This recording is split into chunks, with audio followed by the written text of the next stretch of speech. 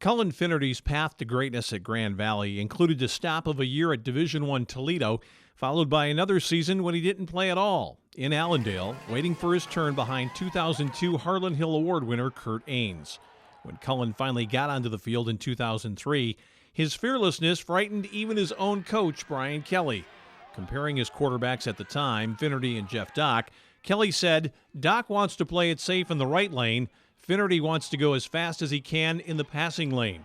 When Brian Kelly chose Cullen as his starter that year, he knew he'd be in for a bumpy but exciting ride. That season, Kelly often had to put the clamps on his precocious freshman starter, but the result was a second straight national championship. Chuck Martin's defense did most of the heavy lifting that season, but Finnerty emerged as a future superstar in the national championship game win against North Dakota with several critical plays.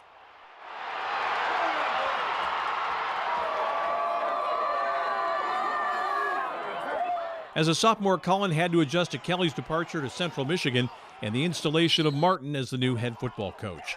And despite a season of double-digit wins, both Finnerty and the new boss had some growing pains in 2004.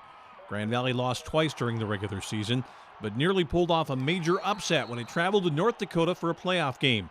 The Lakers were up comfortably in the fourth quarter and stayed ahead until a Fighting Sioux comeback was fired by a Finnerty fumble in the red zone during a Grand Valley drive.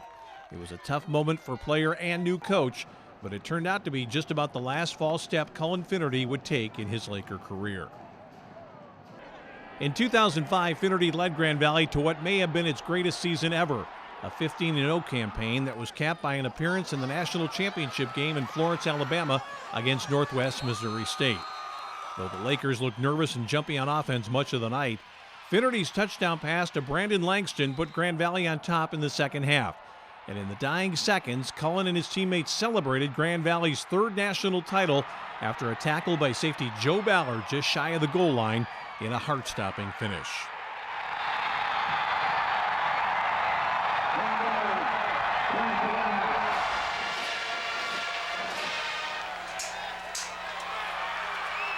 In 2006, Finnerty played with both poise and passion and was Grand Valley's best player on a handful of occasions.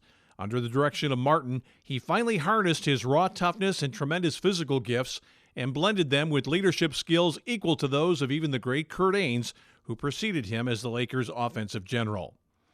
After Grand Valley had won its first 12 games, the Lakers were, in the minds of some, ripe for the picking in the national title game in Alabama against Northwest Missouri State. And Chuck Martin was worried on the day of the game that Finnerty might not be at his best after narrowly missing out on the Harlan Hill Award the night before to running back Danny Woodhead of Chadron State. For a while, it looked like Martin's fears might be realized. Finnerty and the Lakers were unable to move the ball consistently and were saved by a defense that featured two stout quarterbacks, Bill Breakin, who had 2 interceptions and a fumble recovery that day, and future NFL star Brandon Carr, who himself picked off a pass near the goal line. As for Finnerty, his finest moment came late on when the Lakers looked like they might surrender the ball back to Northwest Missouri and with it, the game. But on a 3rd and short situation, Finnerty fired a clutch completion to wide receiver Eric Fowler, allowing Grand Valley to run out the clock on its 4th national title in 5 years.